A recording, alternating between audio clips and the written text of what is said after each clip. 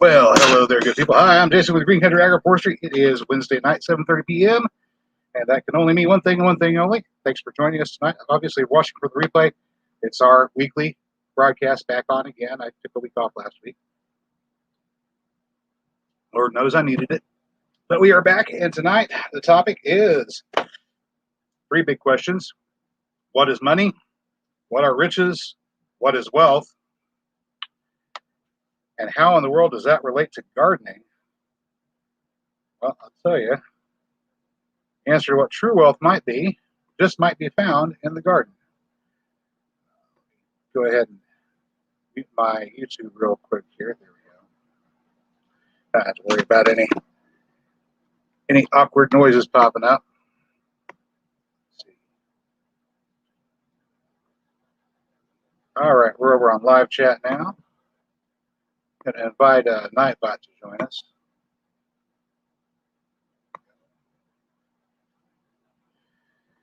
Well, how's everybody doing tonight? Who is here tonight? I see a couple of people lurking. There's Mary. Hi, Mary. Oh, my goodness. I hope air conditioner going is not too loud. We're on the regular laptop microphone because I couldn't get the regular mic to work. Not because there's anything wrong with the standalone mic, but because the USB ports on the laptop are all old and wallowed out, and I can't get the plug to go in there properly. So we got the crummy mic, which means probably no music, because with the crummy mic it doesn't work. All right, real quick here, I'm gonna go ahead and polish up my glasses. I wrote down some notes. Probably didn't write down as many notes as I should have.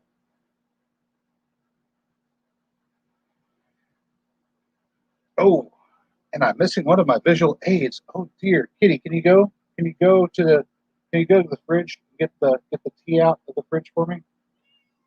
What do you mean meow? Just want to come over here and hang out? Okay, fine. All right, so the cat's not going to go fetch the tea for me.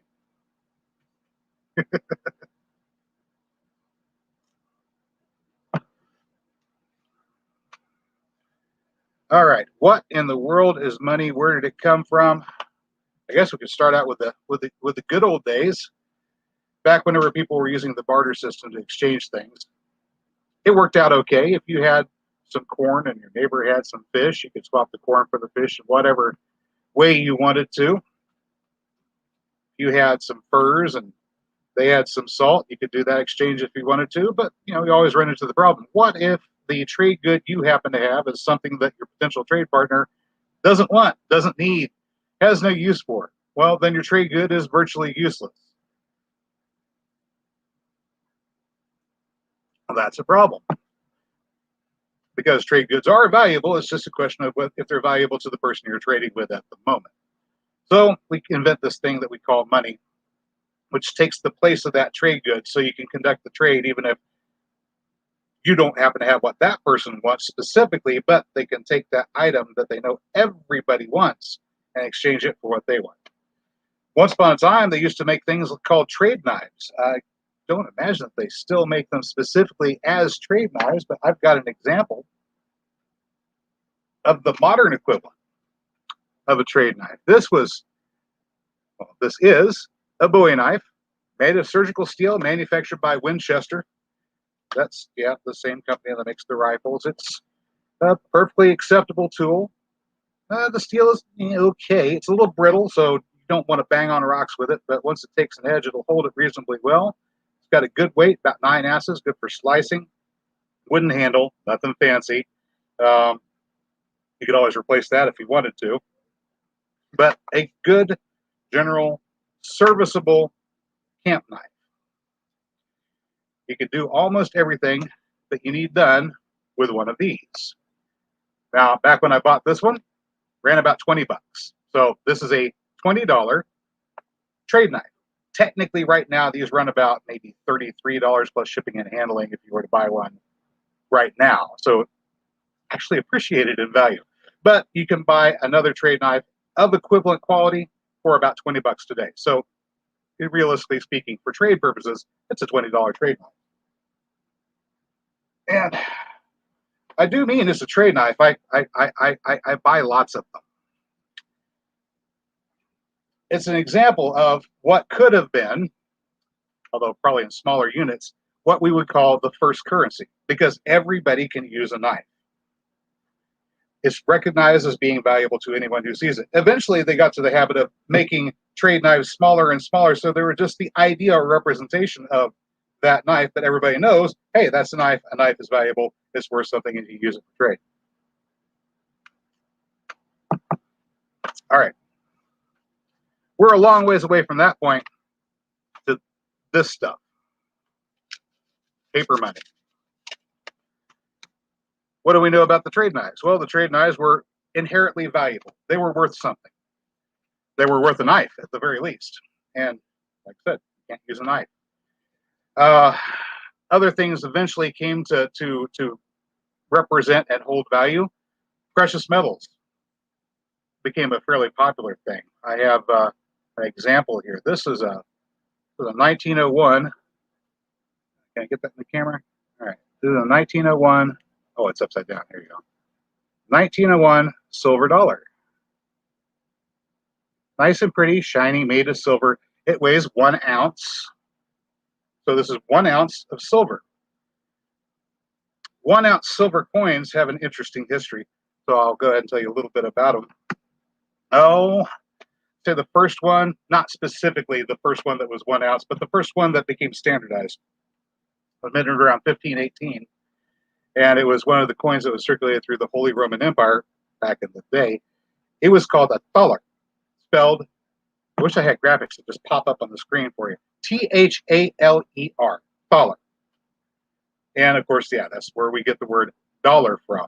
Oddly enough, this made in 1901 out of silver, dollar weighs 1 ounce. The original thaler weighed 1 ounce. It became standardized. All the nations in Europe started taking their silver that they were getting from local sources, and also what they were mining out of the mountain of silver, Potosi down there in South America and Peru. Was it Peru? Yeah. And converting that, striking it into 1 ounce pieces. The Spanish dollar, they called it peso, was also called the 8 real piece. And it was common practice for it to be clipped or cut into 8 pieces, separate pieces. Each one's called a bit. Since there are 8 of them, they are called pieces of 8. And their value was 1/8 of the dollar or thaler, 1/8 of a 1 ounce silver coin. So we get the term 2 bits for 1/4. That's where it comes from. You remember that shape and a haircut? 2 bits. 2 bits is a quarter of a dollar. The dollar is a silver coin weighing 1 ounce. So there it is. 1901, a dollar was still a silver coin weighing 1 ounce. All right. Fun times. The times have changed. I've got here another 1 ounce unit of silver. It's a bar, a 1 ounce bar of silver.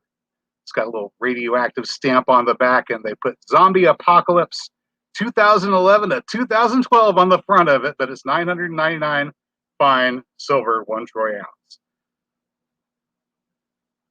1 ounce of silver, 1 ounce of silver. Now, this is going to be interesting. You're going to love this. The $1 coin, $1 coin from 1901 is worth what? Well, as U.S. currency, it's worth $1. $1. As silver, given the current spot price of silver, I'm sorry, I didn't look at it today. I looked at it a couple of days ago when I was getting ready for this presentation. The spot price was $21.70 back then. Yeah, roughly about $20. If I was buying this, I'd say it's worth $20, approximately. So, silver value $20. Silver value $20. Here's $20. Well, this is paper. The thing about silver is silver has an intrinsic value. Everybody accepts that it has an intrinsic value under most normal circumstances. Now, the problem with this is I can't eat it. It doesn't keep me warm. I can't really make weapons out of it. I can't do anything practical with it. It's a pretty shiny metal. That's what it is to me. So its value to me personally is not that great. Actually, I would value probably the knife more than the value presumed of the silver dollar. Okay, so $20 of silver, $20 of silver, $1 actual value. I was going with this. I was going somewhere with this. Oh yeah, intrinsic value.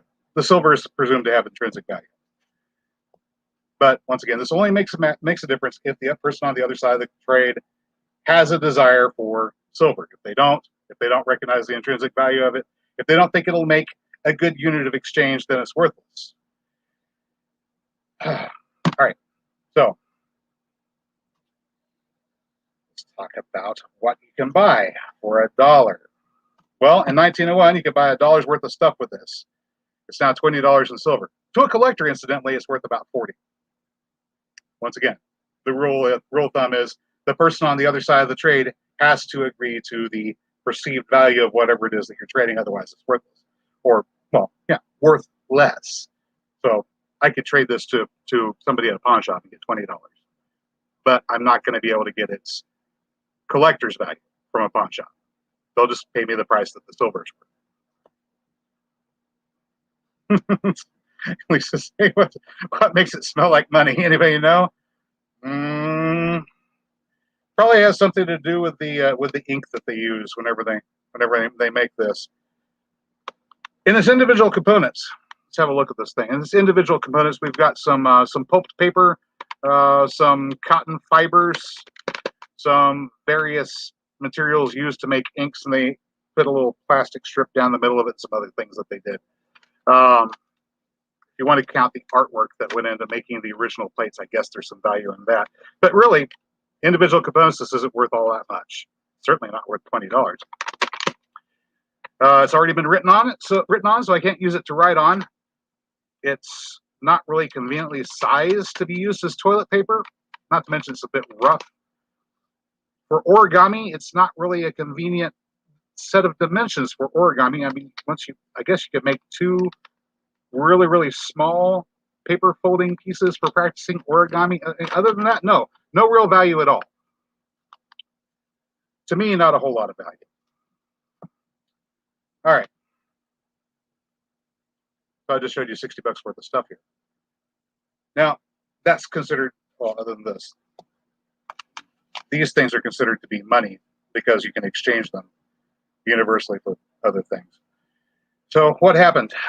We went from $1 worth of purchasing power to a nickel's worth of purchasing power from 1901 through 2021. So if we were to count this as just $1, like this coin is, this is a 1977. Why do I show them to you upside down? This is 1977 Eisenhower dollar. It is worth, oddly enough, as U.S. currency, it's worth $1. As metal, it's worth about 23 cents, give or take, if you melted it down. It's mostly copper with a little tiny plating of nickel on the outside. That's all. This is a nickel, oddly enough. It's not really made out of nickel anymore. It's mostly zinc. So it's not worth 5 cents. If you want a nickel that's worth 5 cents, you go to something like this one here. This is a buffalo, I don't know if you can make out the detail or not, buffalo-backed, Indian-headed 1919 nickel when it was actually still made out of nickel. And it's worth about 7 cents in metal.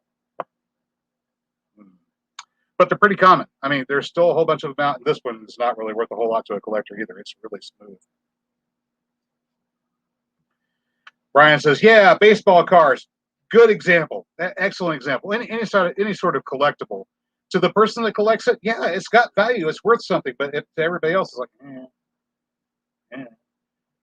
So the question is, what makes good money? There's a couple of factors that make good money if you're looking for something to use as money on the off chance that you can't use U.S. currency anymore for some weird reason. I couldn't possibly imagine what sort of horrible thing that might happen that might cause that to come about, that you couldn't use U.S. currency. But if you couldn't, what would make good money? Well, good money has to have universally appreciated value. Everybody who looks at it says, okay, yeah, this is worth something. Usually, hopefully, more or less the same estimated value. It has to be portable. I've got a pecan tree in my front yard. It's about 8 years old now. In 7 more years, it produces about 50 pounds of nuts per year without me having to do diddly squat except go out and pick them up. That's about 50 days worth of food for me. Well, protein, fat, calories, all that good stuff, which I can always supplement with other things. That's a very valuable treat, but I can't pick it up and carry it around with me and go, here's 1/6 of your dietary requirements for the rest of your life. Enjoy. That's very valuable. If you're looking at the cost of food, incidentally, I like to be frugal. I mean, I like to be really frugal. So I like to make my meals $2 or less per, if I can. I try to shoot for about $5 a day, but sometimes I don't make it. So, well, $5 a day, 50 days, that's $250 a year for life. That's what a pecan tree represents. Well, actually more than that, because it appreciates in value. Every year it adds about 3 more pounds of nuts until eventually that one pecan tree, it feeds an entire person by itself. That's called an investment, just in case you're wondering. All right, keep my nuts in my pocket. Hey, I don't have any nuts in my pockets. I've got, I put them over here to the side. All right. So it has to be portable. 1, everybody recognizes the value. 2, it has to be portable. Okay, so little tiny trade knives. Mary loves buying $1 pocket knives. She gets some of the slightly more expensive ones, like this one here is, I think this was about $20. Pretty good, decent pocket knife. I mean, it's not got a huge cutting surface. It doesn't really like to take an edge, and it doesn't keep it well either, but it cuts whenever you need it to, so I guess it's got that going for it. But she likes to buy the little tiny $1 knives. She's got buckets full of them. And right now, those are worth about $1. In another circumstance, those are trade knives, and they're probably fairly valuable. If you need a knife, then that's a godsend. You ever imagine wandering in the woods by yourself and you don't have a good source of tool stone to make a knife out of, nor do you know how to do that, even if you had one? A little tiny cheap, made in China by child labor and sold for $1 knife is probably pretty good. You'd like to have it. Or one of these, slightly more expensive, $20 worth. Okay. Also, most likely made in China by people that didn't want to be working in the factories that they were working at. But we got a hold of them while the getting was good. Oh, Mary says I lose knives. Yeah, she loses a lot all the time. Well, that's one of the advantages of having lots of knives. You can afford to misplace them every now and then. All right, portable. Everybody recognizes the value, and this is the problem with the knife, unfortunately. Okay, we got this thing. I say it's worth $20. Hey, that's great. But what if what I'm wanting to trade for is worth less than this knife? You see the problem? I can't break this knife up into separate components to make it useful and valuable. If I break this knife, it's a broken knife, and it's now become worth less. Well, yeah. I mean, you probably still hold it. Do something with this part, but you break off the handle or you snap the blade. You get the point. It's not. Here's the word. Here's the magic word for the day. Fungible. Fungible. Fungible, which means you cannot break it down into separate pieces, each of them retaining some value that you can distribute out. Like the $1 Spanish coin used to be. They clipped it up into 8 parts, pieces of 8 bits. It was fungible. Now, I'm not entirely certain how Spain felt about their currency being chopped up. Typically, people that defaced currency, and we're talking about struck coins with a value of them that have been certified by whichever issuing authority that they contain the appropriate amount of precious metal, therefore certifying their value. People didn't really like their currency being cut up or mutilated. This is why you'll find laws against it in many places. For example, even though this is functionally worthless, it might be considered a federal crime for me to destroy it. But then again, no, I'm not going to destroy a $20 bill. I don't care how much you pay me, I'm not going to destroy it. Obviously, you can't tear a $20 bill in half and each side be worth $10. That's a problem. Fungible, portable, has universal value. That's what money is. It's just a placeholder so you can make a trade. All money is. All right. So, what are riches? This is kind of an interesting one. Anybody know what riches are? So let's put the question out there. I'm going to go back up in comments, read comments for a second. Does somebody know what riches are? What are riches? Paraphrase. Don't just read it right out of the dictionary. Let me see. We've got Aaron D with us here tonight. We've got, of course, Marius Tulsa Fox, Vicky Savage, many blessings. Vicky just came over from Prepper Nurse One. Well, hello, Vicky. Hello, Prepper Nurse. Oh, he didn't come along with you, did he? All right. We got Lisa Kukla. Hello, Lisa. Eric Hale's here. Mary says YouTube notifications are 2 minutes slow. Oh, no. Sassafras Red's here. Says hello, all. Hello, Sassafras Red. Lisa says, recently I heard someone describe money as power coupons. Well, the way money is these days, money is actually a debt instrument, kind of like an IOU. Anyway, let's see. Sassafras Red said something, which I'm not going to repeat. Just ew.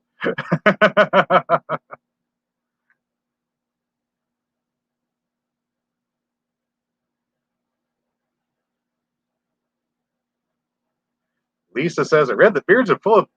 Oh. Well then. I'm not going to read that either. But thank you for sharing.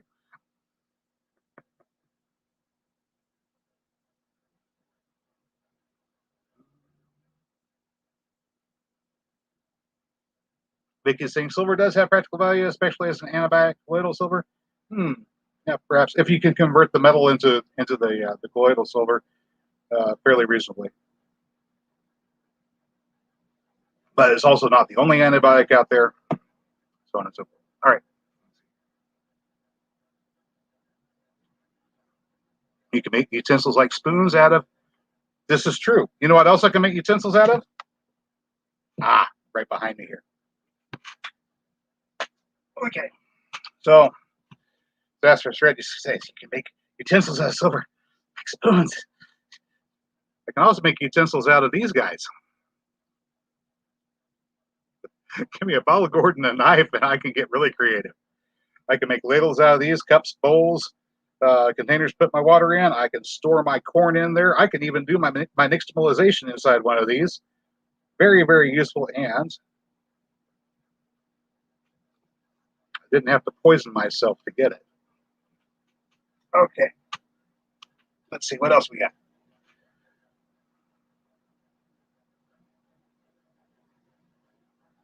Lisa's talking about the colloidal silver. Yeah, there's been cases where people give themselves a condition that make themselves look like Smurfs.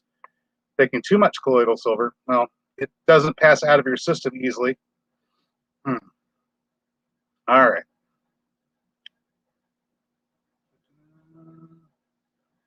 Sassafras Red said something which I'll visit here in a minute because we're thinking along the same lines. Let's see here. Vic says, as long as the first printing press is removed by the Chinese. Yeah. Someone tried printing currency to replace coin. The inflation was so horrendous, currency was bound on pain of death. Well, that would be in China. In Italy, the banks began taking people's heavy bullion, their gold, their silver, storing it in vaults. And remember that the thing about money being good, it has to be portable. Well, you get several ounces of silver and ounces of gold. If you have a large amount of money that you need to move around, it gets heavy, it gets hard to carry. There are portability problems with precious metals. So, just kick my light. So, over there in Italy, they started issuing receipts from the bank for the metal that you deposited in the bank. The bank puts the metal in their vault. It's nice and safe there. They hand you the receipt. You can come back with your receipt and get your metal back from the bank. This is convenient, and you can also hand this receipt from the bank to another person, and they can go to the bank and get the metal out of the bank. This is where we got our paper money. But in Italy, they also started printing out more receipts for gold than were actually gold in the bank, and that led to problems. It's always been the problem, incidentally. Once we abandon something that has intrinsic value and start printing money, it always winds up losing value. That's why $1 face value, $1 actual value in 1901, still $1 face value, but the metal, intrinsic value of metal, $20. $20. Purchasing power reduced to just a nickel. Can you imagine that? 120 years ago, this was a dollar. A dollar. And it had its purchasing power reduced to this much. Okie dokie. Enough of the sad news. All right. So, riches. We were talking about riches. What are riches? Well, riches are. Did anybody ever come up with an answer to that? I'm still scrolling down. Red's traded Hershey bars for all kinds of things. Yeah, I used to trade in candy too when I was in school. Candy is very useful. We also played gambling games with nickels. It was fun. Let's see. Non-portable pecan trees.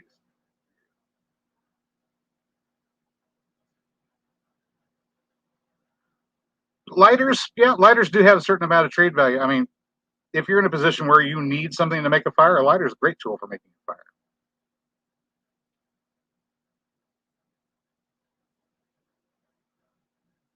We have John Pumphrey. He says certificate of deposit. That's correct. That's what they were. Certificates of deposit. We still have certificates of deposit, just not for usually precious metals. Okay.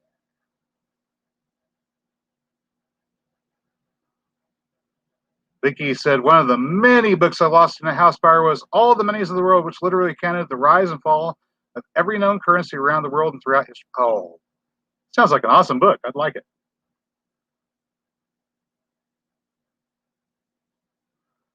Vicky said, every single currency was destroyed by its issuing government, usually by inflation. Whenever they're printed, it's always inflation that ends them. Because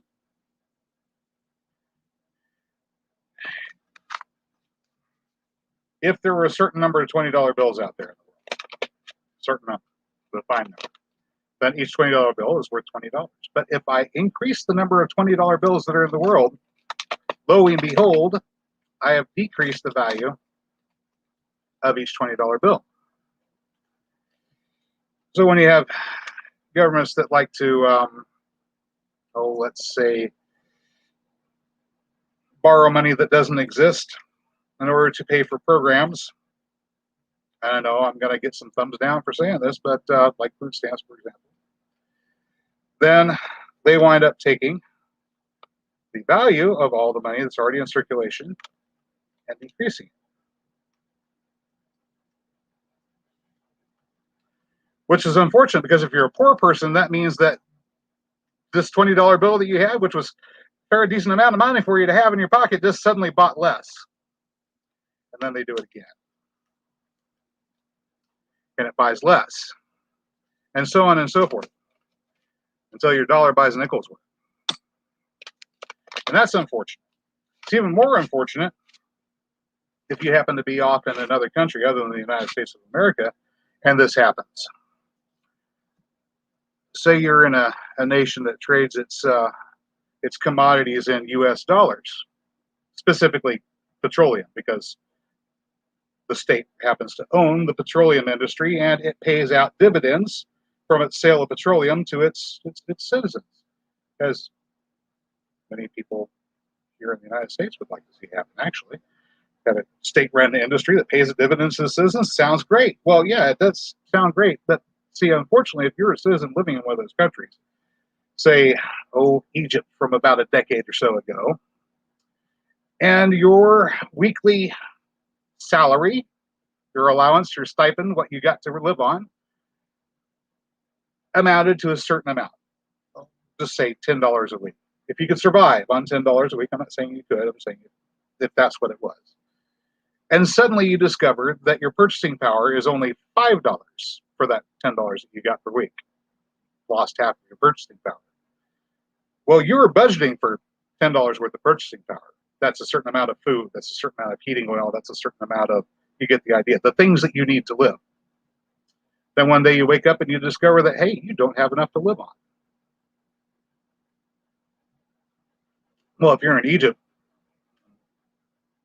a decade or so back, then you're having a really bad time, and you're going to be looking for who to blame. And usually that's, well, whoever happens to be in charge at the moment. But in all actuality, that particular incident was entirely the fault of the people making fiscal policy in the United States. Yeah, oops, they did that. I'm not going to say we did that because I didn't vote for any of them.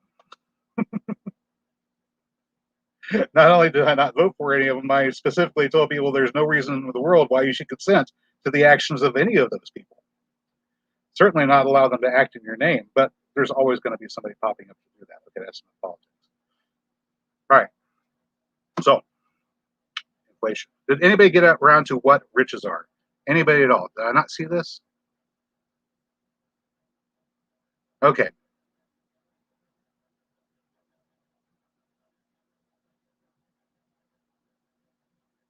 Nobody knows what riches are. All right. So riches are things of value. Things of value.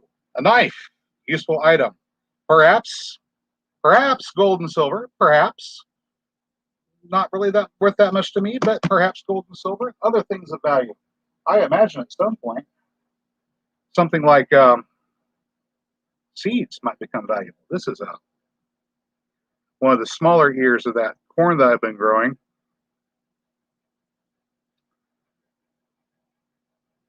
One of the problems that we have with heirloom corn in this day and age, incidentally, is inbreeding depression. Most of the corn strains out there are so close to being one set of genes and one set of genes only that it's scary. Little wobble left or right, and you wind up not being able to support that particular strain anymore. So, something of value might include some of the original corn that has all the genetics still in it might be valuable. Thought. Currently, right now, seeds for this particular variety of corn, if you can find them for sale, are running about 10 cents a piece. 10 cents a piece for each corn kernel. Fun. I'm not selling any this year. I'm just decreasing my supply. Next year, maybe I'll start selling some. No, not next year. Spring after next. If we're all still around, spring after next, big horse spotted corn, no inbreeding depression. The cure for inbreeding depression in your corn. Grow this instead. I'll have that available for sale. And I'll probably get you a better price than 10 cents a, well, I don't know. I'm not going to make any promises there because I don't know what's going to happen with the inflationary situation in between now and then. I'll make it a decent price in any case, if we're all still around. Other things that have intrinsic value. Let's see. Along with trade knives, trade axes, and things like that at one time. I know it's crazy, but people have the ability to make them would make beads and sell beads, trade beads. I know, right? I plan on using these for a thought experiment sort of video last year, and I never got around to doing it. It's not exactly garden related. I mean, it is, but it's not. If you're thinking of the entire world as a garden and its various ecosystems interacting with each other are important and essential to the health and well-being of that garden, and one of those principal ecosystems being the relationship that we have amongst each other as human beings, then yeah, it's garden related. What else do we have that's got some intrinsic value? Let me see. Oh yeah, I mentioned stipend or salary a while back. Salary comes from the Latin salarium. It's a common misconception to believe that at one time soldiers were paid in salt. That's actually a half-truth, or not even really a half-truth. It's a partial truth. Salt was part of what a soldier's wages were. They would typically be paid with a gold coin called a solidus for the metal portion of their pay, but part of their compensation did include salt. So we have sal, Latin. Also, that's the same in Spanish, incidentally. Spanish retained Salt, that's the word for salt. This is a chunk of salt. Actually, it's one entire chunk. I just split in half. Hey, look at that. I can divide it up into smaller portions. What does that mean? It's, does anybody remember our words? Vocabulary for the day. Fungible. Fungibility. It can be broken up into smaller units. Say, this amount of salt is too much. I'll give you this amount of salt. Say, I still have some. And, yeah, salt. This salt is uniodized salt. It's almost 100% pure halite, pure salt. And I got it in a 50-pound block. Yeah, it's agricultural salt, feed and livestock salt. It's still salt. You grind it up in your salt grinder, and it's as good as table salt. You can also use it for pickling, preserving hides, everything else you need salt for. And right now, one of these can buy you 200 pounds of this. 200 pounds of this. $5 a block. $5 for a 50-pound block of salt.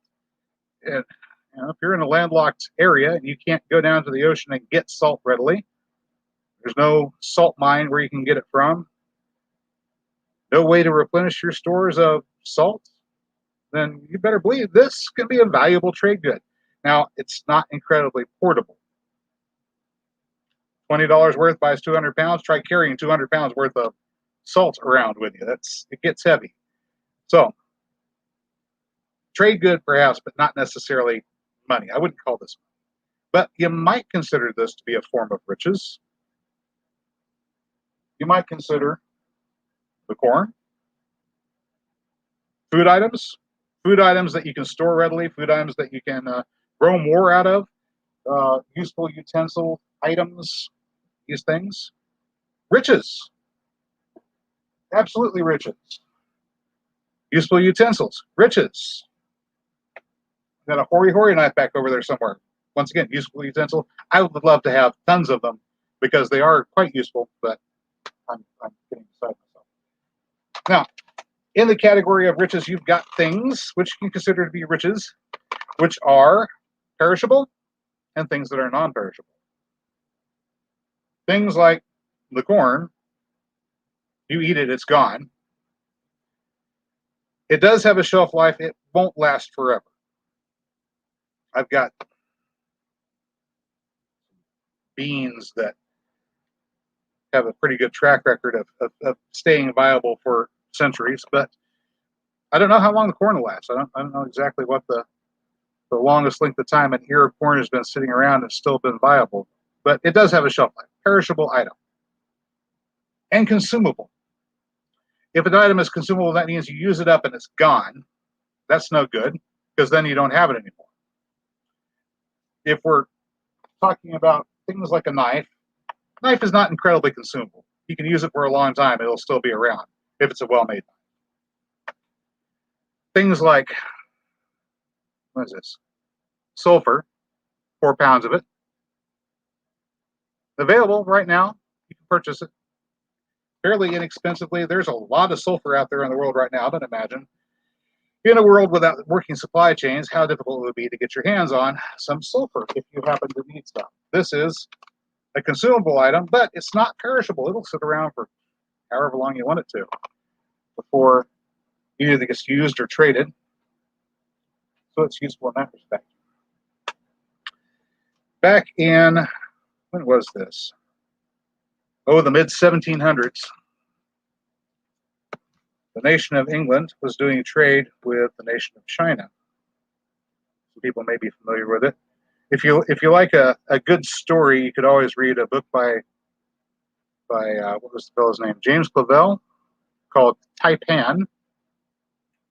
Or you can watch the movie. The movies of K2. I liked the movie. It's not exactly historically accurate, but it could give you a rough idea about what was going on. What was going on in broad terms was England wanted tea from China, among other goods. But specifically, tea was the problem. And the problem was China did not want to trade their tea for anything but, you guessed it, silver. Well, there's a limited supply of silver out there. It doesn't just grow on trees. It has to be acquired, usually fought over. and then it can be disposed of. If all of it goes to China, then China has all the silver. Eventually, they won't be able to buy any more tea, and of course, you can't use that very useful currency, silver, for other things. So England figured out a little workaround. Not specifically the crown itself, but the people who were working the tea trade. They realized that they could go up to Afghanistan, pick up opium, bring it down, load it up on ships, and smuggle it into China. And the Chinese noblemen, the nobility, that had silver, would pay for it. They could then take that same silver, buy the tea that they needed, take it back home to England, take the tea back home to England, and just continually watch, rinse, repeat. All of this came to a head in and around 1840 with the Opium Wars. Fun stuff. As a matter of fact, I can point you in the direction of some of that history. I'm going to put a link up here. The link is for Cambridge. You can actually get the entire synopsis from, or the entire article from Cambridge, but they want $25 US for it. Or you can look at the bibliography of sources at the bottom, and then go check the books from the library out to research to your heart's content and know everything that Cambridge has to say on the topic. There's a link, just in case you were interested in looking that up. I had another link that I'll share with you here too. Lisa says, I have 2.2 bricks of pink salt gone for $1.97 each. There you go. Times and places, salt's been more valuable than gold because of life and death they have. Well, yeah, if you've got a lump of shiny metal that you can't really do anything functional with, or you've got something that can preserve your food and help prevent infections and do other wonderful things, season your meals so they don't taste just bland and disgusting, then yeah. Drew's Food Forest and Edible Landscaping is here. Hello, Drew's Food Forest and Edible Landscaping. I love your channel name, by the way. Food Forest and Edible Landscaping are right up my alley. I love planting things that look good and are also edible. I'm not really great at making them continue to look good because I'm a horrible gardener, but I do love planting. All right, so riches, those things of intrinsic value. Wealth simply is a collection of riches. Now, how do you know that you're wealthy? Well, remember earlier when I was talking about, about a decade or so ago in Egypt, whenever the common folk began realizing that they could not make ends meet on the amount of money they had coming in. The fault actually lay with the fiscal policy of the United States of America, because they had inflated the money supply. It was unfortunate in places in Africa, including Egypt, being on fixed income based upon the US dollar, suddenly discovered they couldn't feed their families, and they started rioting. We called this Arab Spring.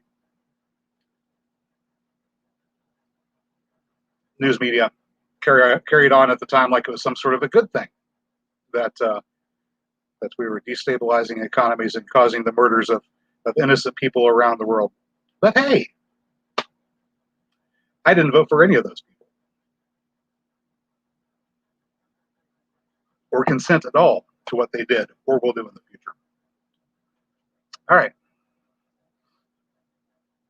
Homestead Aquarius Robert says, okay, guys,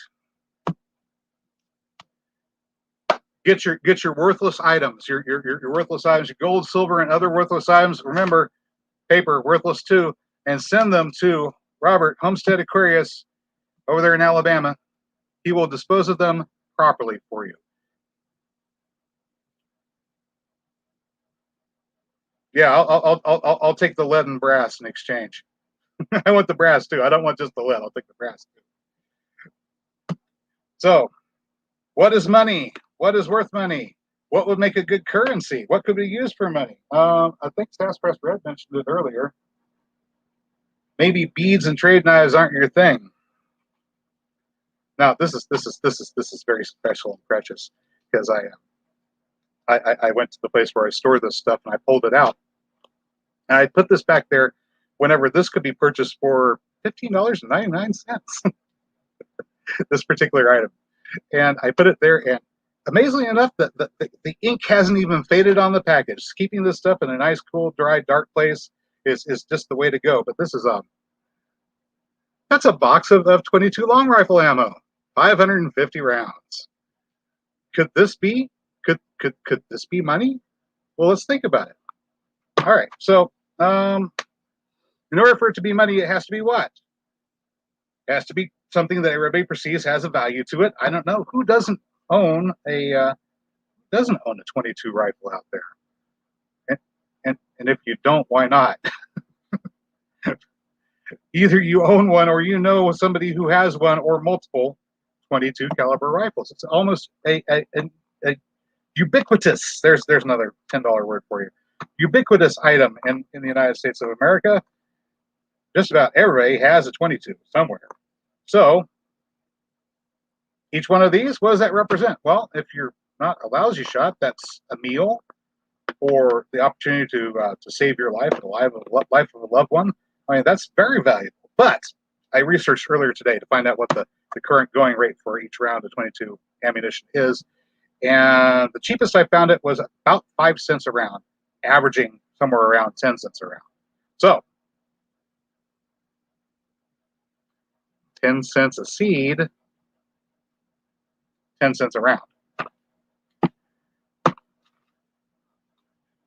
I think the 22 ammo has corn beat in durability and storability. It's not quite as perishable as corn is, although it is consumable. And in order to get the value of it, you do have to use it. Which means, I guess, the supply of it would always be going down, decreasing over time, making each bit more valuable. But he can get an awful lot of squirrels with 550 rounds of ammunition for your 22, provided they are more or less accurate with it. All right.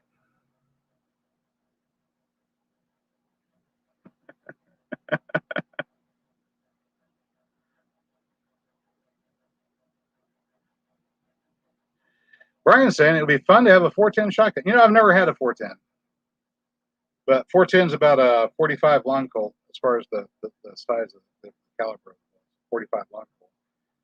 And so having a 410 shotgun would be, if it was rifled, would be kind of like having a 45. Say you've got a carbine in the chambers of 410. It'd be like having a 45 long Colt carbine. So if you had a wheel gun like that one on the top shelf over there above my shoulder up there that you can't barely see because it's laying on its side. If you had one of those at chambers of 45 long Colt, then yeah, having that to go along would be pretty good. Well, bullets, beans, and black oil, that's the main commodities that used to load up in the Navy. Let's see. The 550 block of Mary saying we think we got those during the Obama administration. We might have had these before. No, actually, we got the cap and ball 45 long Colt if I ever got the cartridge converter for it. We got the pistol back here. Ammunition is more valuable if it can be reloaded. Yeah, but without the supply chains to reload it, eventually you're going to run out. So it does have a value for a time. So you might think of, okay, let me back up to the thing going on with the Chinese trade, for an example. Silver, limited supply of it, it's hard to get more, and there is very much a finite supply. If you're taking this and exchanging it for something that your trade partner can grow, and you continue doing that, then eventually you run out of the shiny metal. But they can always grow more of the renewable resource. That's what makes it a bad trade. So ammunition would be, in that way, a bit like silver or gold for trade purposes. You might want to reserve it for things that you just simply can't get any other way.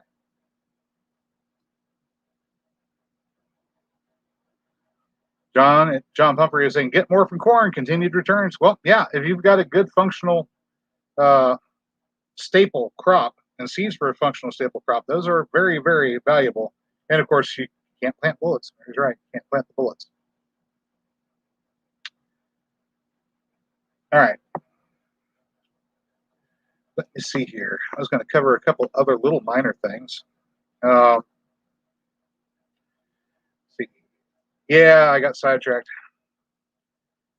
Why is this important? Well, if you've got a garden, specifically a garden that is capable of operating whether you're there to tend it 24 hours a day and 7 days a week or not, in other words, a perennial garden, not a fully annual garden, a garden that will produce year in, year out, whether we've got good years or bad years, then you've got something incredibly valuable. You have a form of independence. Independence from this stuff. Because as people around the world discovered and will continue to discover as time moves on, if you are dependent upon this for the things that you need to live, then you're in very bad shape. And the bill comes due when you least expect it. So, take nothing else away from today. Take away the idea that it's a good idea to plan ahead before any shenanigans can happen and have a means of being independent from those things that intrinsically have no value or the control of people that can use them against you. All right, and a garden is the great way to do that.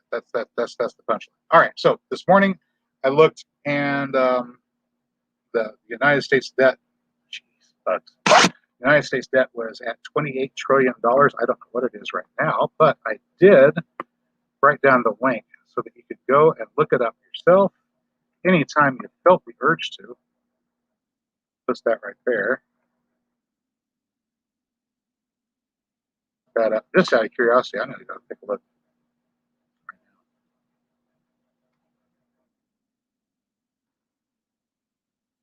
What does it say? What does it say? What does it say?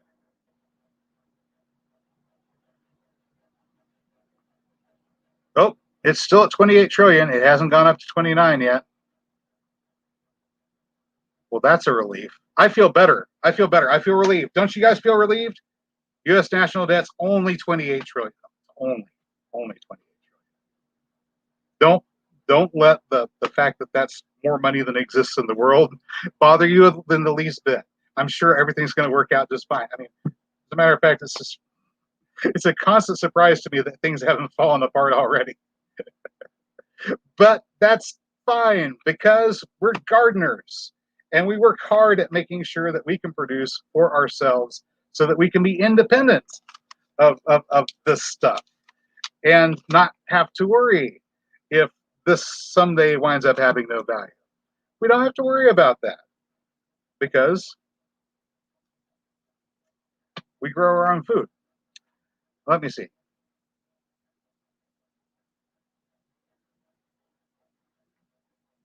Get out the whiskey. If you go to that link, you'll need it. Hey, I didn't bring any out because I don't have any. But talking about things that are fungible, recognized as universally as having valuable, recognized as having valuable and fungible.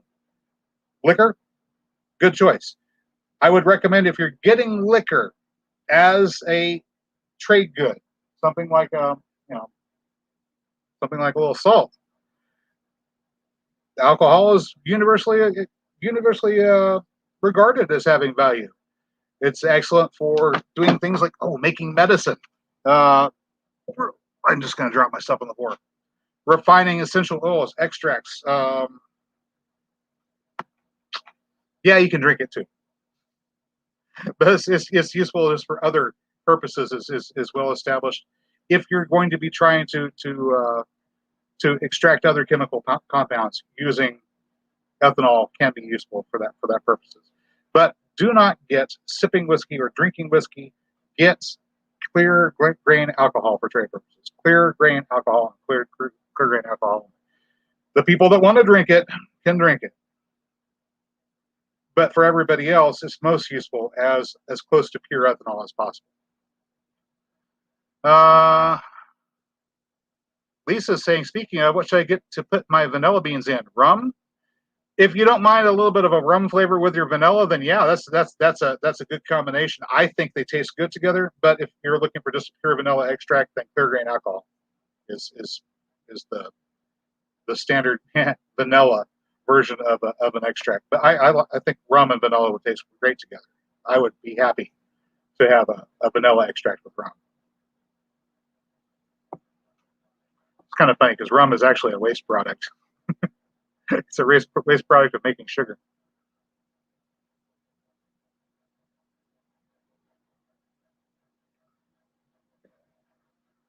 Mary was talking about leaving her military assets all over the place. You want to talk about that for a minute? I can.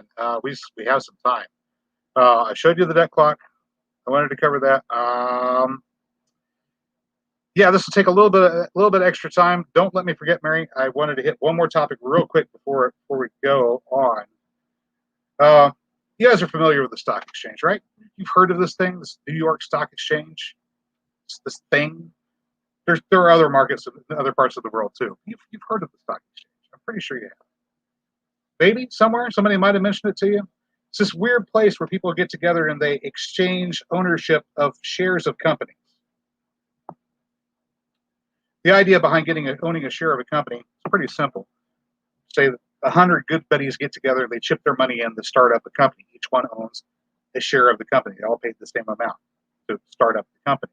At some point in the future, the company starts making money. Now, the company can do a couple of different things, depending upon what the corporate officers want to do. They might decide to pay out dividends to shareholders, which means take a portion of their profits and pay those, a percentage, to the people who hold shares. You get a certain amount for every share that's paying a dividend. Or they could decide that they want to buy back shares of the company. So a person would like to get out of the company and they buy back the shares. Who owns the shares when they're bought back? If they're bought back by the company itself, then the company owns the shares.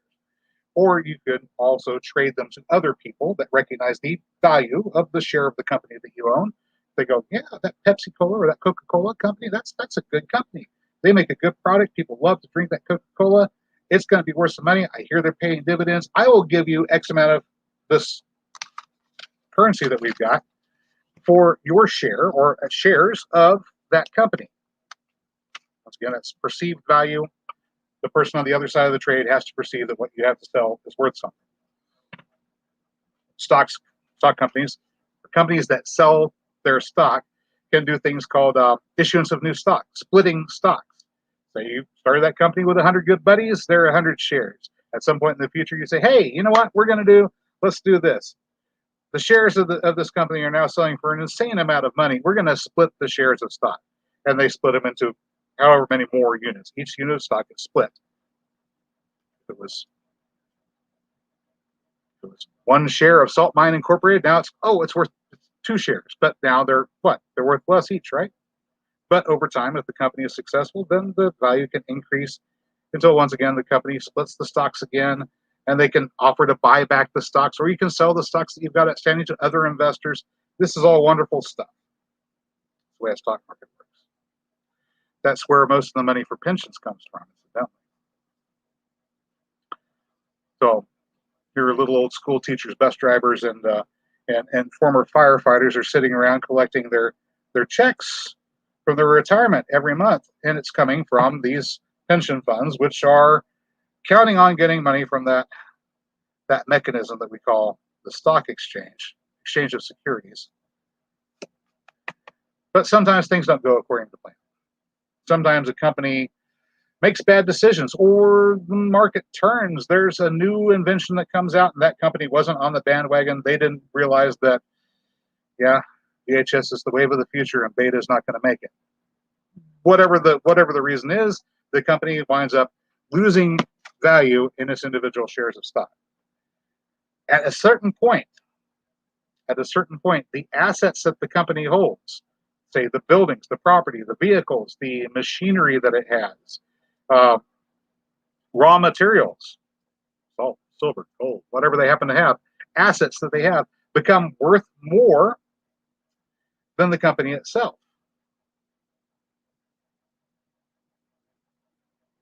This sort of situation can come about whenever a company does something like borrows too much money that they cannot pay back. Wink, wink, nudge, nudge. Whenever this happens, there are very special types of investors that like to go out and buy up shares of that company. Can't talk. Typically referred to as pirates. These people like to go out and buy companies that are in arrears or underwater, or in any case, have assets that are worth more than the valuation of each stock. And whenever they do this, it's called a hostile takeover or corporate takeover. They buy up enough shares of the company that they can vote it into bankruptcy, liquidate all the assets, and then distribute the cash to the shareholders, hoping by doing this that they will get more back from their investment to buy out the shares of the company in the liquidated assets than they spent. This is a horrible thing whenever it happens to your company. But imagine what it would look like if it happened to your country.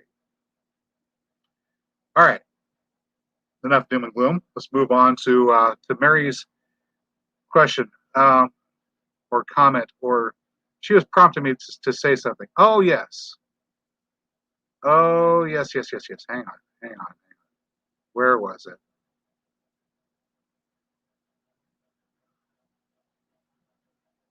I know she said something. Talking about what happens around the world. Okay, if you're a country like the United States of America,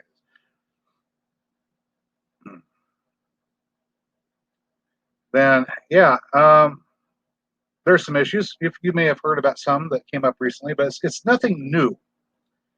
The idea that whenever armies depart from occupying a territory, that they often leave behind war material. This is nothing new. It's fairly common. It's happened over and over again for hundreds of years. There might be a slightly larger stockpile of war material in a certain place now than there typically is during a withdrawal, but that event occurring is not unheard of. But think about this one. We don't just have physical military assets. Why am I saying we? The United States of America, that particular organization, which I actually don't really belong to in its current form, owns certain assets and controls certain assets, physical and manpower resources distributed around the world. Imagine if they made some horrible mistake like borrowing more money than they could possibly pay back. And some events occurred around the world, like people stopped trusting the US dollar as the currency that you trade valuable commodities like petroleum for anymore.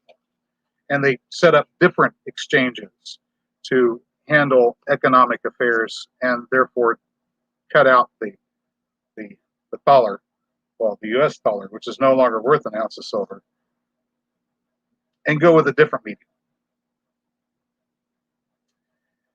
Well, then we're having an entirely different discussion, aren't we? What happens to all those manpower assets scattered around the world? What do they do whenever they have no paychecks, a limited skill set, and are armed to the teeth?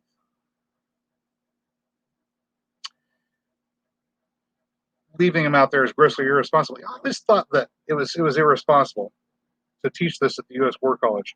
The idea of staging material ahead of time instead of building up a reliable transportation system in the event that you needed to actually go out and engage in hostile activities somewhere else. It's just not very responsible. It's incredibly more expensive, and of course, you wind up leaving things behind, not just material, but manpower. And the manpower, in some respects, can be even more dangerous than the material. All right.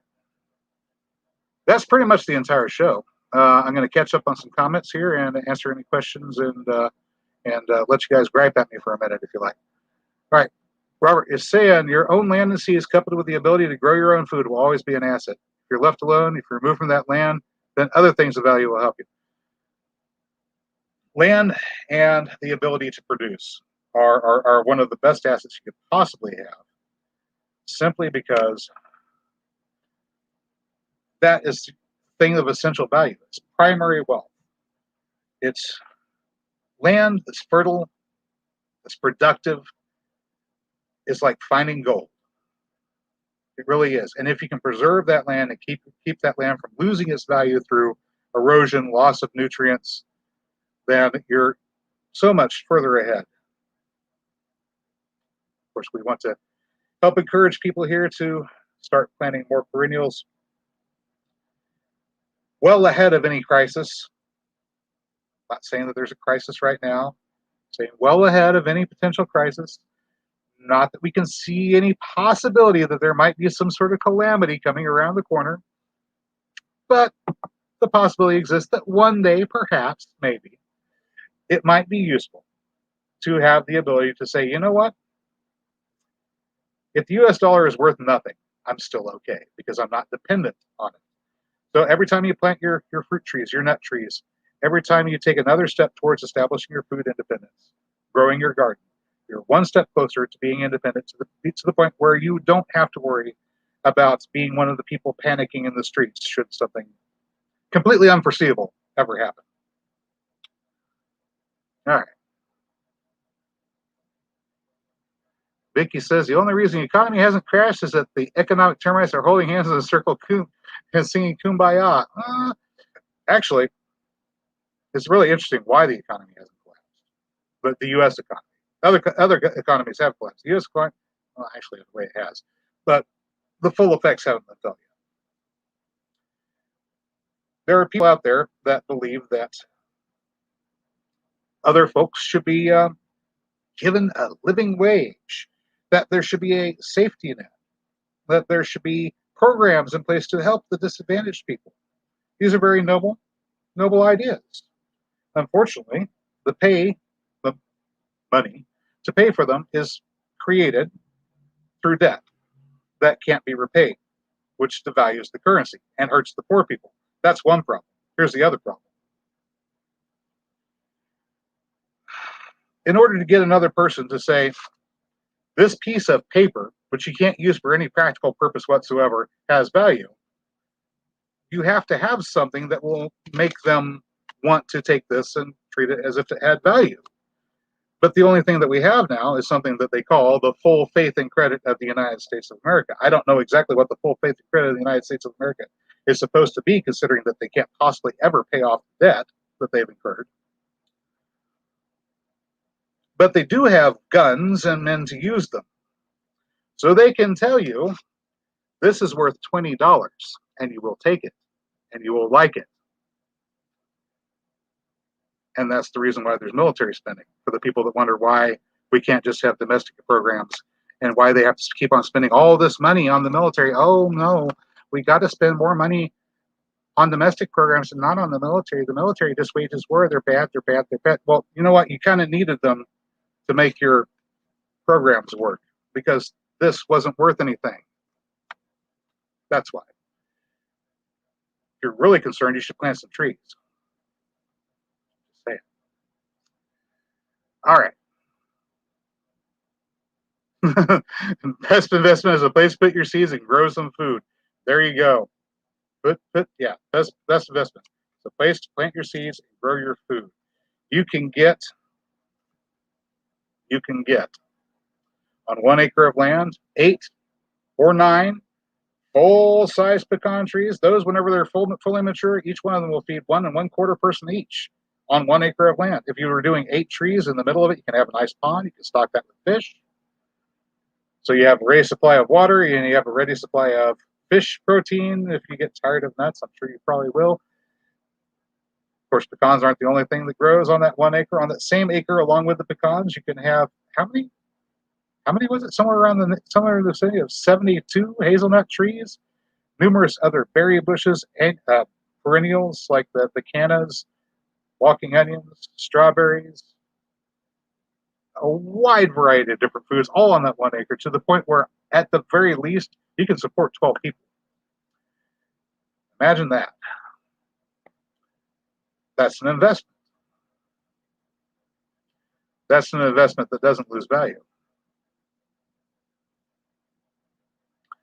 And of course, yes, Robert is correct. Health, knowledge, skills, and a diverse range of assets help someone to be fluid and survive in a changing world. This is one of the reasons why, in this day and age, these very few years that we have of the information age, because the information age isn't going to last very long, guys. These very few years that we have the information age, if you're not taking every opportunity that you can to go find out more, develop skills, learn as much as you possibly can, commit as much as you possibly can to memory, and of course, uh, see that big wooden thing behind me? It's full of what? It's full of books, guys. Get hard copies. Get solid pieces of information, readable form, that you can carry with you. Because the information age, as we know it, has a limited shelf life. It's not going to last forever. And unfortunately, a lot of people are spending their time looking at naked people going through the acts of procreation and looking at cute animals and not educating themselves. This is the great tragedy of the age, but there it is.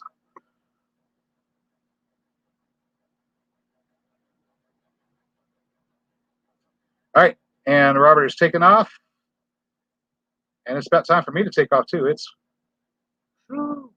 almost 9 o'clock. We went over a little bit long. Let's see.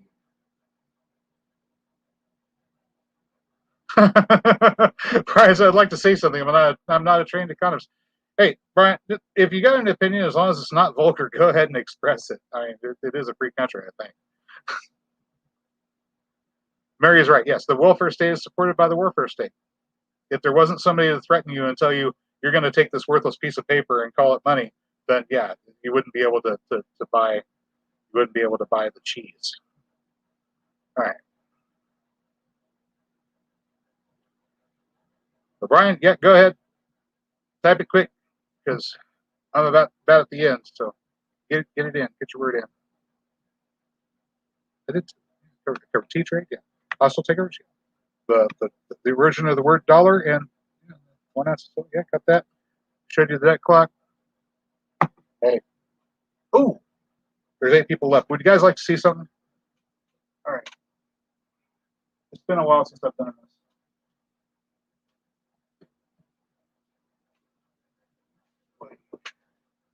As you know, Mary has an Amazon addiction.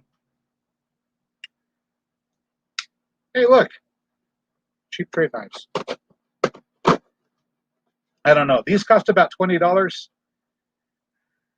and they're not quite as useful as the Bowie knife, but having a small knife is useful. You can get a little lock blade about as effective for $1.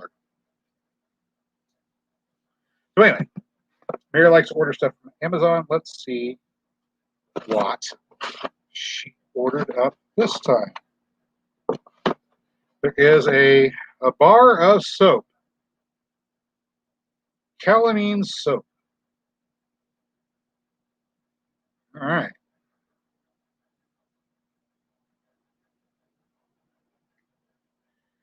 So rich base consisting of coconut oil, olive oil, shea butter, colloidal oats, calamine powder. Don't know what that is, and aloe vera. You know what? I actually grow a lot of this stuff. Okay, except for the oats. I don't grow the oats, and I don't grow shea. What's a shea?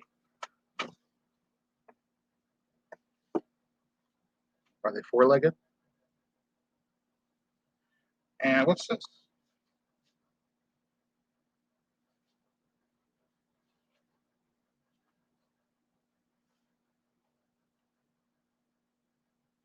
It says Elzel US 820 blue, 20,000 milliamp. What the heck? Is this a battery pack?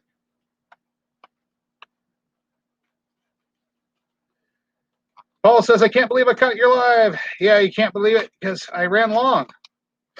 I would have already been off. Oh, yeah, we determined that that it was Paul's grandfather and my I think his grandfather and my grandfather were brothers or something like that. Or perhaps they were cousins. I'm not really sure. Anyway, the Paul Conrad from Conrad Homicide is a distant relation. So, hi. All right. This is a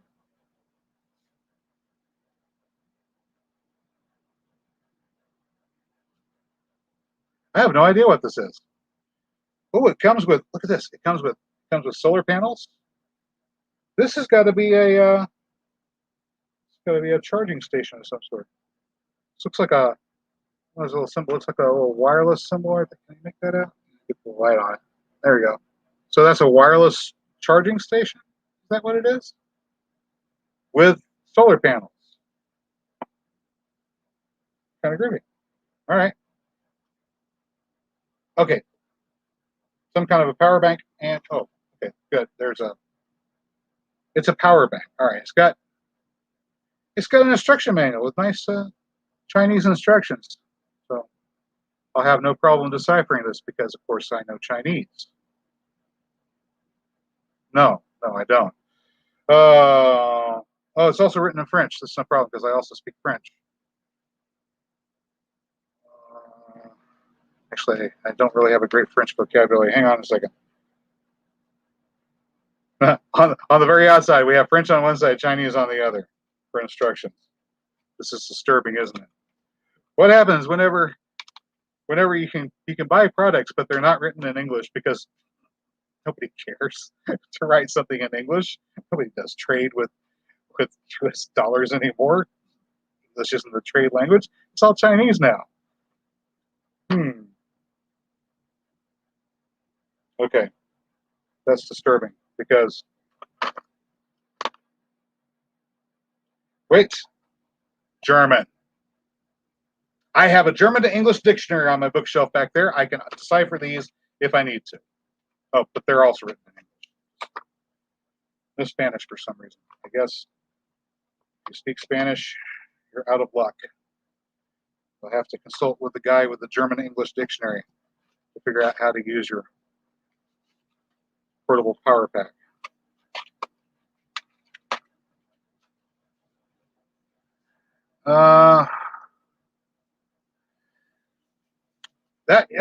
Paul, that is what John told me. He said he believes that that the relationship was back in Kansas somewhere. That's all I know. That's all I know. He could be wrong. I don't know. I don't know. The person to ask would be my Aunt Pat, my Uncle Howard's wife. She's from another family, but she's got really interested in Conrad genealogy and went nuts with it. So she would actually be able to find the branches and everything.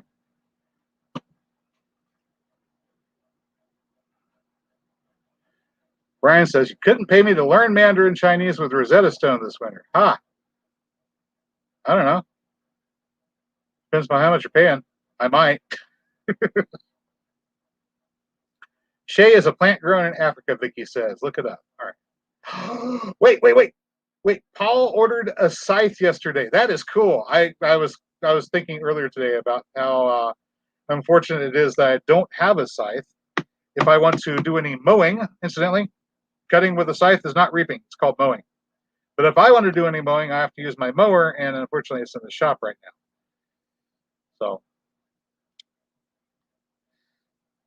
I would love to have a scythe, simply because you can mow with it.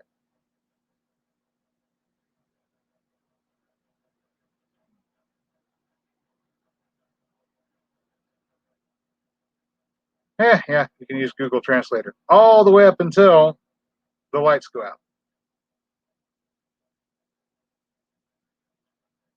Okay. From Vicky, the welfare state has been supported by the welfare state for centuries. Rome was a prime example. And we are, of course, living in the, I guess the the after shadow of Rome, the reflection of Rome. If Rome was a monster that somehow died, then we discover that is, in a way, still alive. So it is a beast that lives. I'm not saying anything, but we live in a country that follows Roman structure very closely. Probably want to quit while I'm ahead. All right. I haven't seen Brian's. Brian was gonna mention something about economics, though he's not an economist. Let's see.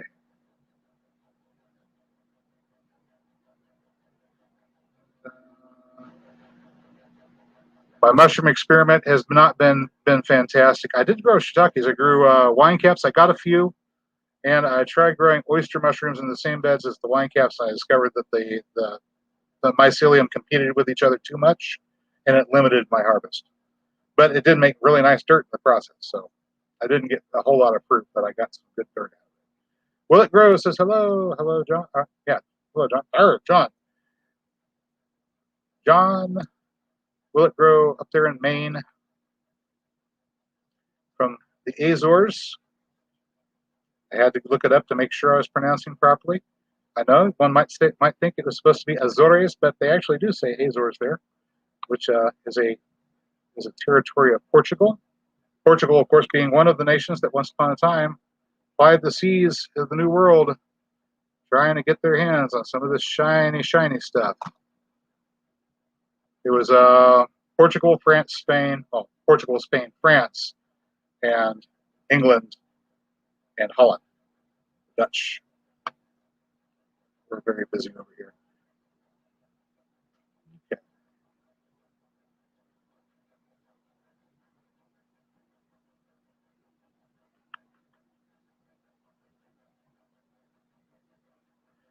There's that comment about not being a trained economist. I'm looking. Trained economists have ruined the economy. Yeah, really.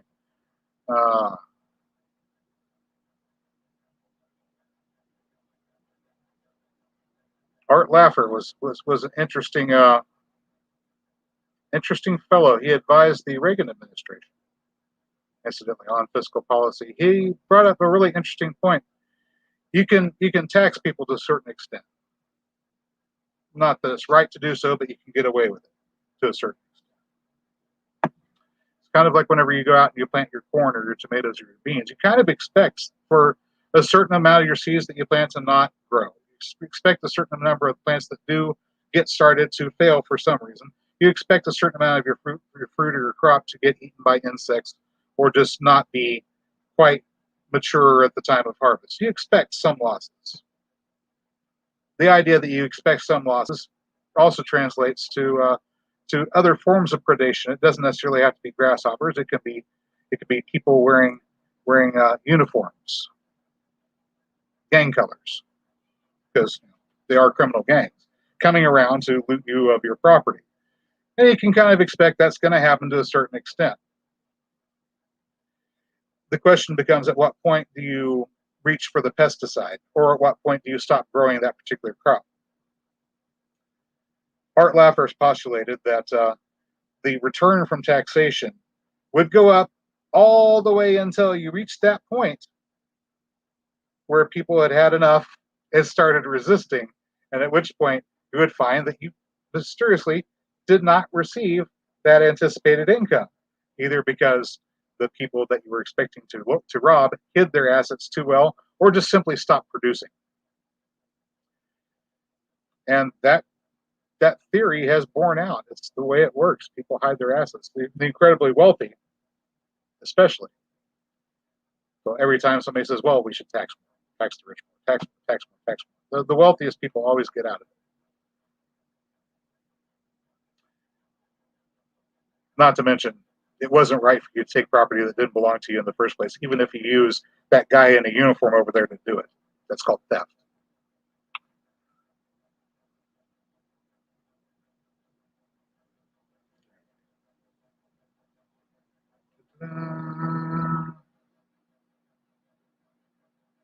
Okay, so I finally got it. Brian said it had to do with how Reagan increased government spending but grew the economy. What Reagan wanted to do and what he wound up doing were two different things. What he wanted to do, and I have to take his word for it. I don't know what his real motivations or his real thoughts were. So I have to take him at his word for what he said. I get the impression that Reagan was one of those guys that actually believed in the system and thought that he could make a difference. There have been people like that. Ron Paul was one. Well, he tried. At the end of his tour of duty, well, not tour of duty, at the end of his time in Congress, he's in Congress and the Senate, he did a really interesting announcement. He said, "Yeah, you can't make any changes from here," which is very sad, but he did try. What Reagan was attempting to do was broaden the tax base, which means more people are paying taxes, but lower the amount that people are paying. More people are paying, but everybody's paying less. You keep on talking about paying your fair share. Shoot, if 10% applied to everyone equally isn't fair, then I don't know what is, except maybe only pay for things that you want and are willing to pay for would be even more fair. But then we wouldn't be collecting taxes at all, would we? We would just be simply buying and paying for what we want to pay for. So if my neighbor over here wants to pay for people to have houses to live in, then he can pay to have houses built for people or go out and help build them himself. And Sidney Carter was nice this way. He actually would go out with a hammer and work on building houses because he believed in that cause. I can admire that. Broaden the tax base. He also wanted to decrease the spending, but he couldn't get away with decreasing the spending. Why couldn't he get away with decreasing the spending? Because the welfare state is held up by the warfare state, and if you're going to spend on one, you have to spend on the other. And he couldn't get the will through the Congress to actually reduce spending to go along with it. But even so, the decreasing of the overall tax rate on everybody and spreading the tax base was enough to stimulate growth in the economy. Anyway, imagine how much growth would have been stimulated if the taxation stopped entirely. Imagine that. Taxation stops entirely, but also the spending stops entirely. Can't have one without the other. But as far as economics goes, we would be in great shape.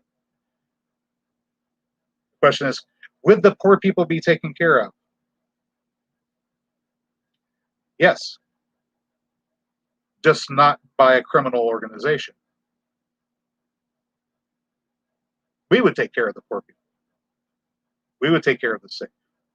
We would take care of the needy because we're good people and that's what good people do. Anyway, Brian says flat tax.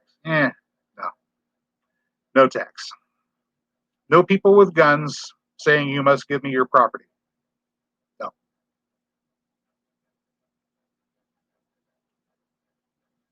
Vicky says, I heard the trigger for the first revolution was housewives unable to feed their children. Yeah, I mentioned this before. A country can go through all kinds of hardship. They can go through wars.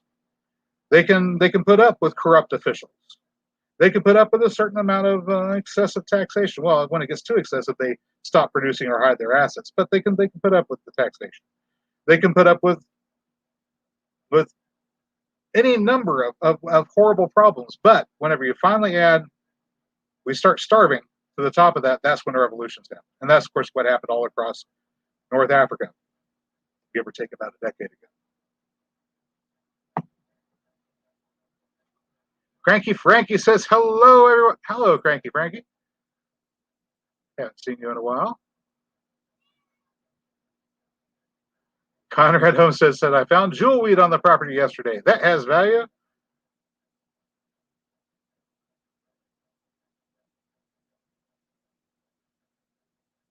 All right. Going into religion a little bit, Jesus told the church to do that, to go out and take care of the sick, take care of the poor, to take care of the people that need it. Yeah, that's the responsibility of the good people of the world. If you wanted to enter into the kingdom of heaven, of which he spoke quite extensively, that is a part of it. Incidentally, the food supply for the kingdom of heaven comes from the garden. And there is a blueprint for that, if you would be interested in starting a garden. According to the original blueprint, it includes many trees, by the way. Trees which produce food and fruit bearing seed after their kind, etc., etc. If you read the book, it's all there. Very basic. You find it chapter 1. Give unto Caesar that which is Caesar's. You know, that particular passage, if you read it in context, he took the coin out. So it's 2 spaces on it. They said it's Caesar's. He says, well, give to Caesar what Caesar's. What are you talking about? The money is Caesar's. It's Caesar's money. But the Creator provided everything you need to live. The problem is people stopped relying on the Creator and started relying on Caesar.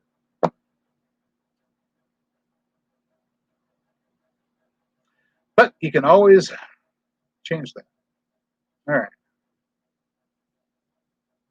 Big says, before government handed its charities were mostly the province of the church. They were distinguished between the worthy poor and deadbeats. Yeah.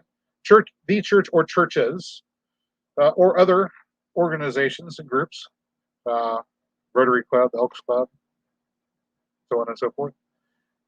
For the well-off that wanted to contribute, they had worthy causes that they would donate to and contribute in that were secular and not necessarily religious. For those people that did not want to be involved in a particular religious organization, I can understand why somebody might not want to.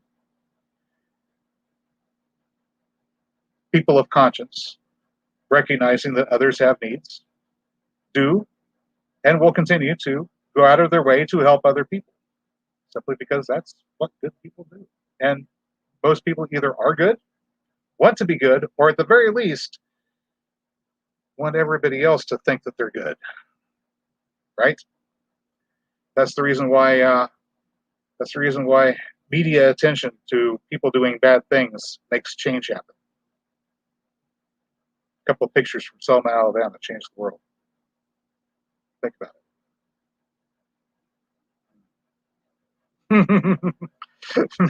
it.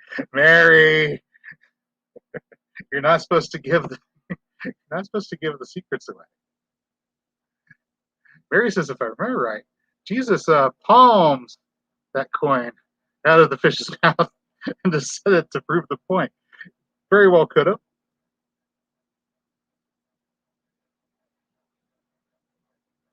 A couple good illusions never hurt. Vast difference between a hand up and a hand out. Well, yeah.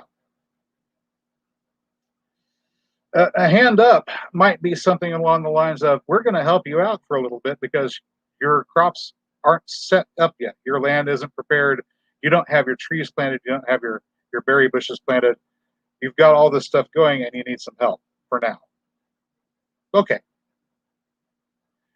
If the people that you're helping in this way go, well, shoot, as long as these people keep on giving us fish, we don't have to go fishing. Well, that would be that would be a handout, not a hand up. You're not actually helping if you're just handing the goodies over. Alrighty, guys, it is 9 o'clock. We've been on for an hour and a half. It's been a long stream. I'd like to thank the people that came out and spent some time with me tonight. I'd also like to thank the people who are watching on replay. Mary would like me to remind you that our website, Green Country, wow, I can't talk. Our website, greencountryagroforestry.com, greencountryagroforestry.com is, of course, open for business, and we do have for sale at the moment at least one perennial plant, which is, of course, the daylily, the classic orange version of the daylily. Coming up in years to come, we will have other types of daylily, which are available or will be available, including a really remarkable peach-colored sport of the Stella d'Oro, which finally stopped bearing about midway through this past month. Some of my Stella d'Oros are actually still, the other ones are still putting on a couple blossoms. Incidentally, if you've ever had a daylily blossom, man, it is better than butter crunch lettuce. It is sweet. It is full of water, full of moisture, just like the best leaf lettuce you can imagine, only slightly sweeter, full of nutrients. It is not a tiger lily. The lilies you're looking for are called Hemerocallis fulva. Hemerocallis fulva. That's the the lilies that you want to eat. Tiger lilies, any kind of true lilium is not something that you want to eat. Those are toxic. But, oh, I still have it tagged as new. The picture there is not actually of any of mine, but they do look exactly like that whenever they're mature.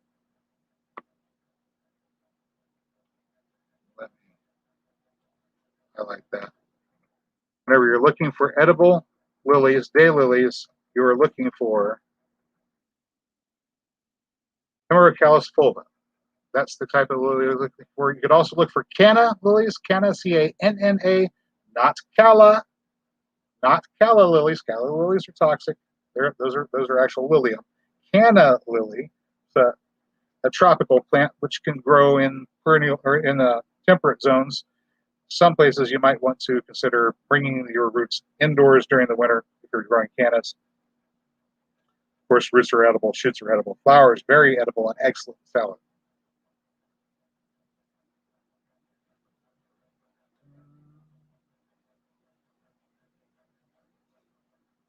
How long do the Romans have to wait for their tax money? Well, remember, the good teacher, Rabbi Yeshua ben Joseph, was talking about not being dependent upon the worldly monetary system because that's changeable. It can be bye-bye overnight, but you can rely upon the system that the Creator had put in place, under which everyone can get fed. It's designed that way to be abundant. He wanted to make sure that his followers were independent of this, which is called, well, in the tongue of the day, they would have referred to it as mammon, a false god, riches. And people still worship that god to this day. But become independent of it, and you don't have to worry some of these things that are causing people a lot of anxiety in recent days. All right. Mary's saying a lot of rest areas are covered in daylilies. That's fortunate. If you're having to hike across country for some reason, you get separated from home and you're trying to get home, keep in mind rest areas have daylilies. And the tubers underground are edible as well. You treat those just like potatoes. Of course, the fresh flowers are good to be eaten fresh. The potatoes as a storage food are good. Mary says it's probably what actually got him killed. Yeah, defiance of the state, perhaps, maybe a little bit, possibly. I don't know. Yeah. Telling the people that they didn't need the state, they didn't need the priesthood, that they could be independent and live in the kingdom of God on earth. Yeah, I think that might have got him in a little bit of trouble, but it's still true.